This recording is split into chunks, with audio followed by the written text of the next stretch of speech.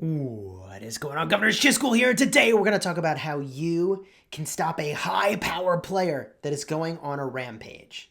Or can they be stopped at all?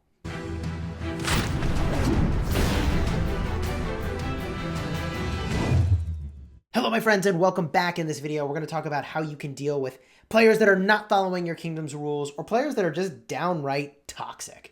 If you like Rise of Kingdoms guides that help you get value and smash your enemies, consider smashing the subscribe button for daily Rise of Kingdoms videos.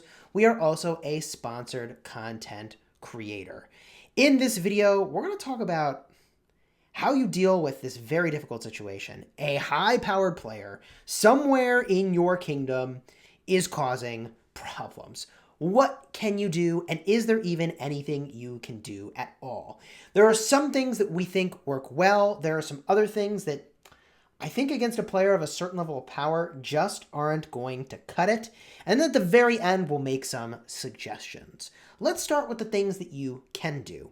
First and foremost, if someone is not following the kingdom's rules, the king or one of the other title givers can always go in and assign a negative title. There are a number of these that you could distribute if you felt so inclined, and they do a variety of, honestly, only partially meaningful things. A T5 player is not going to care about these debuffs, stopping them from doing whatever it is that they wanted to go and do. Unfortunately, 3 or 5% of stats is just not meaningful enough to hinder them. Now, do I think these should be stronger?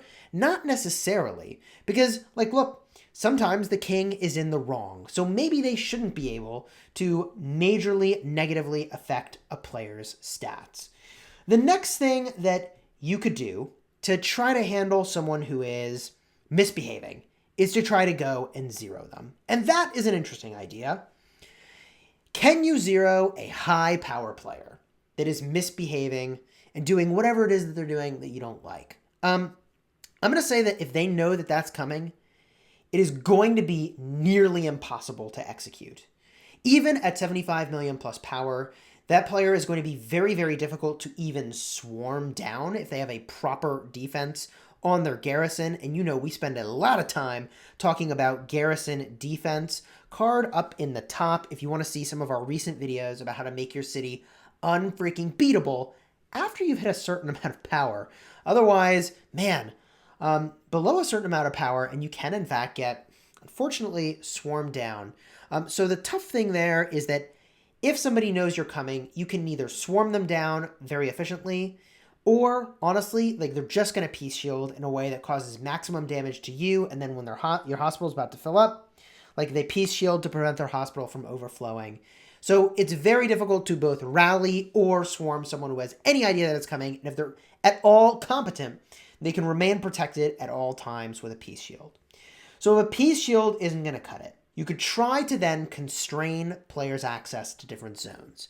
And if a player who is misbehaving is already not in one of the main zones, like Zone 3 or a Zone 2, what you can try to do is get all of the alliances in your kingdom to have closed access. That means that if somebody applies to the alliance, then they have to get approved by one of the R4s and R5s. And this is, I think, a very solid measure for preventing this toxic person from going wherever they need to go and causing more damage than they might have otherwise.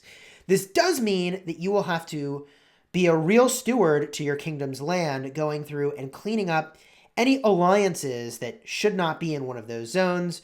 All the territory you see here is authorized building, and that is for a reason. The next thing that you need to try to do is minimize the damage that that player can cause to whoever is in the zone that they're in, assuming you've been able to contain them to a specific zone. Because look, if they random teleport, they can only get to territory that they're connected to. So if they're no longer in a meaningful alliance with meaningful territory, and they're no longer connected to any other zones, they can't really go anywhere. The only way they could go somewhere is if they, again, get into one of those alliances and do a territorial teleport to get out of a zone that they're stuck in. So if somebody's stuck in one of these zones, the next thing you need to do is move all of the cities that are in that zone out of the zone. I know it sucks, but if you want to protect them, move the resources off the farms, moves the farms out of the zone, Peace shielding for weeks on end is not a great idea. Get to safety so that you can avoid, first of all, feeding that player a lot of resources from farms that they'll go zero, having unnecessary casualties, and giving them a lot of score in the Mightiest Governor kill event, which is probably something that they're going and doing. Not that we have any experience with that. The next thing that you can try to do, if there is a problem with a Mightiest Governor being swayed one way or another by someone who's gone rogue, you can try to feed kills to a desired winner.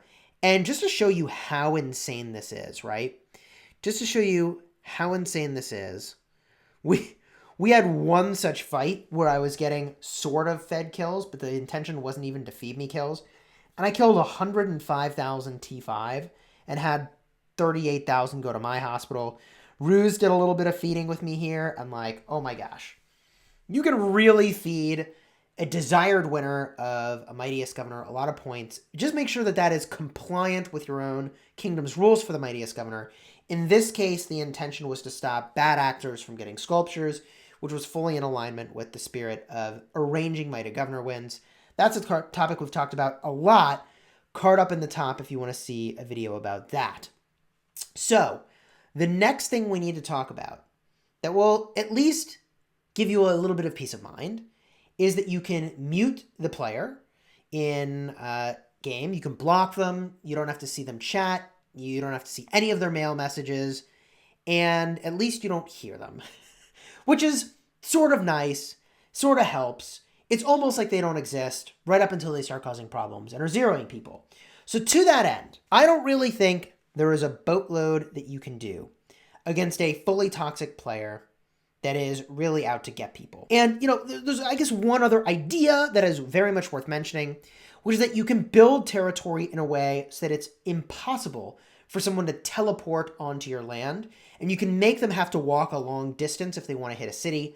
That helps if you've got like a really big hive, like we've done here. You could plant your city in the middle of this, and if somebody wants to swarm a city in here, they got to walk a really long way and even find, like, I don't know, somewhere all the way over here to try to teleport from and then walk over. So I think that's a solid choice for trying to protect your city. But there are some things that I would like to potentially see come into the game. And we had a really great talk in the live stream that we did yesterday. Card up in the top if you want to see that full dialogue. And players like Juggernaut going in and working to enforce some of these rules, even though like they're not particularly enforceable against a player over a certain level of power. A couple ideas. The first couple I think are not good. They're not feasible because they sort of change the way that this other player or toxic people are playing the game. And like, look, I think it's totally legit for someone to go around and hit cities. That's a part of the game. It's a war game, people. It's a war game. But if the whole kingdom disagrees with like one or two people, what can you do about it? If they're high power, not much. Beyond what I've shared previously. So one idea that I thought was kind of interesting is to use a kingdom's special migration chances or to have something equivalent to migrate somebody out of a kingdom. But I really don't think that's okay. I don't think it's okay to force some other player into another kingdom. Like, you may not like the player, but they can kind of do what they want in the kingdom because, like, that's the game. So I don't think that's okay, but it was an interesting idea. We talked about it in the live stream. The next idea that I thought was pretty interesting, that was an idea I presented, is if the king could teleport someone, and you could only do this once every, I don't know what period of time. It'd be very infrequent. You could teleport someone to a specific zone. And that's an interesting idea because you could take someone who's, I mean, like, gosh, if you have a toxic person in your zone 3, like, and you could kick them out of it, that's pretty handy. But you could only do that so frequently. So basically you'd have to make sure, like, okay, so everybody's got to have their alliances locked down if you're kicking someone out of a zone 3. That I think is also infeasible because I don't think it's fair to force someone who's just playing the game into another zone because the kingdom doesn't like them. Like, I don't think that's fair. But the next couple ideas I thought were really good. And if you think these are really good, leave a comment on the video and I will potentially go and propose these to Lilith as suggestions for dealing with a toxic player. Because I think the reality is that all it takes is one toxic player to really negatively impact the experience of a lot of other people in a kingdom. One idea that I thought was really interesting, that solves a lot of problems, is to make it so that if you were on Alliance territory, your city cannot be attacked, just like is the case with KVK. And there were a bunch of people who loved that immediately. I've never had such a strong immediate reaction to a live stream. It was like, yes, everybody wanted it. And then a bunch of people were like, no, I don't want that. Because it would change too much the dynamic in the early game of Rise of Kingdoms. Other people proposed that after your first season of KVK, then maybe you can only attack people on territory. But my thought on this one is this next idea I had, and I think is better. It's even better because it doesn't really change the spirit of a home kingdom. Even though, like, look, like let's be clear about who the biggest victim is of a player going rogue. The biggest victim is most likely going to be a bunch of innocent players who had nothing to do with it, and they're low power, and they quit the game, potentially, right? Which I don't think is good. People get upset and they quit when they get zeroed. And I hope that people rebuild when you get zeroed, you know? Like, we're trying to create a kingdom that is safe for you to rebuild, and, like, we're working on that. But what I think would be a really slick feature would be a negative title distributable by the title givers and the king. And that negative title would make it so that you can only attack players that are on Alliance territory.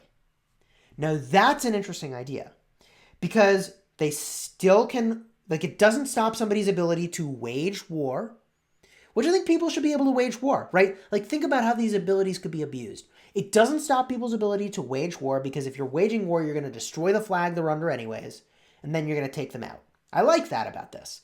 It is targeting a specific individual rather than changing the dynamic of the game entirely. It's only available to the kingdom after the Lost Temple unlocks. It will be a title that makes it so that someone who is being extremely deviant, and you can only do it to one person, but one person who's being extremely difficult, is really high power, can't just willy-nilly zero people. They have to have an alliance, have a shell, and destroy a flag in order to take them out. It takes time, it takes team effort. And the reason I like that is that you could have a whole team of players that are 10 million power a pop, and 150 million or 100 million or 150 million power player comes along, and the whole team of players can get wiped out. Well, this would create a world in which teamwork could actually prevail. For having territory, for having flags that are well positioned and built in a nice way, could make a difference. I think that's pretty slick. So if you like that idea of a negative title that prevents someone from attacking a city that is on its own alliance territory, drop a comment on this video. Let me know. If enough people express interest in it, I will go and I will propose it to Lilith. Heck, drop a like on the video if you like it. And that also, to me, will be a pretty big signal like, okay, cool, people are interested in that. If you don't like it, I mean, do me a favor and don't drop a dislike on the video. That kind of sucks, but I guess you could, but maybe don't. Maybe don't. Just leave a comment. Let me know what you think. Hopefully you enjoyed this brief video talking about how to deal with toxic players. At the end of the day, when a player reaches a certain power, they're nearly untouchable if they are competent in their gameplay. And that can be sort of not fun for the rest of the kingdom to deal with. I mean, a lot of us are having a ton of fun, quite frankly. But it's super unfair for the innocent victims. And I'm trying to think of a way. To prevent one or two toxic people from hitting players that are otherwise just minding their own gosh darn business. Because I don't think that's very nice. Until next time, my friends, you have fun smashing the kingdom.